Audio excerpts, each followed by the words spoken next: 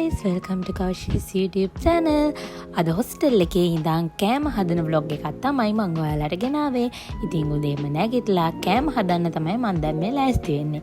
ඉතින් මං කුස්සියට යනකොට යාළුවෝ ගොඩක් හිටියා. ඉතින් ඔයාලා දන්නවා මේ ඉන්නේ මගේ යාළුවා. ඉතින් එයාත් අද කෑම හදන්න ඇවිල්ලා තියෙන්නේ මගේ වෙලාවම. ඉතින් මම මුලින්ම බත් එක ගහලා කැරට් ටික කපා ගන්න තමයි ගියේ. ඉතින් අද මම හදන්නේ කැරට් හොද්දක්.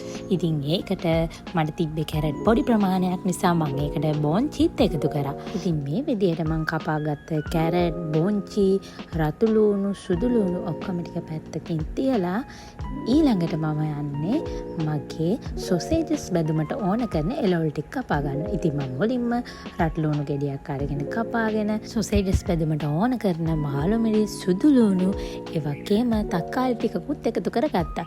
මේ කෑම ඉතින් හදාගන්නේ මටම නිසා මට ඕන විදියට ඕන જાති දාලා මේක හදාගන්න පුළුවන්. මගේ රූම් එකේ ඉන්න අනිත් යාළුවෝ 5 දෙනාම වෙන ඩිපාර්ට්මන්ට් වල නිසා අපේ ටයිම් ටේබල් වෙනස්. ඒ නිසා තමයි අපි අපිට පුළුවන් වෙලාවට උයාගන්නේ. ඉතින් ඔයාලට පේනවා මම බත් එක හදලා ඉවරයි. දැන් බත් එක වෙන භාජනයකට දාගෙන ඊළඟට මම හදන්න යන්නේ කැරට් හොද්දක්. ඉතින් මම මේ හොද්දට බොන්චි දානවා කියලා මම ඔයාලට කිව්වා. ඉතින් මුලින්ම තෙල් චුට්ටක් දාලා ඒකට සුදු ලූණු ඒ වගේම රතු ලූණු ටිකක් දාලා කැරට් ටිකක් බොන්චි ටිකක් දාලා පොඩි වෙලාවක් තෙලේ ටෙම්පරාදු කරලා මම කැරට් තැම්බෙන්න අවශ්‍ය කරන වතුර ටික එක් කරගන්නවා.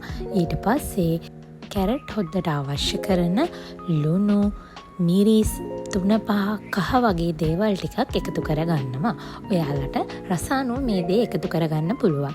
ඉතින් මම චුට්ටක් සැරට කන්න ආස කෙනෙක් නිසා මම මිරිස් පොඩ්ඩක් වැඩියෙන් එකතු කරනවා. ඉතින් චුට්ටි වෙලාවක් හැඳි ගාලා තියලා ඒක තැම්බෙන්න වහලා තියන්න පුළුවන්.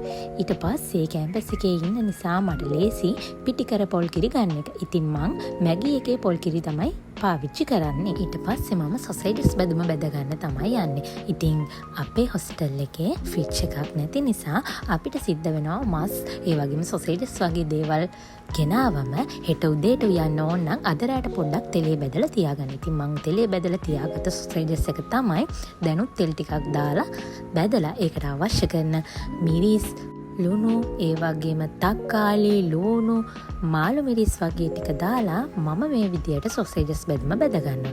3-5 බෝතල් ටික ඔක්කොම මගේ බොක්ස් එකට දාගෙන මම දැන් රූම් එකට ගිහිල්ලා කෑම ටික බෙදාගෙන කනවා. ඉතින් උණුවෙන් කනකොටනේ කෑමවල රස තියෙන්නේ. මං ආසම කෑම උණුවෙන් කන්න. ඉතින් මං ආයෙත් මේ වගේ ලස්සන vlog එකක් අරන් එන්නම්. අමතක නොකර subscribe කරන්න.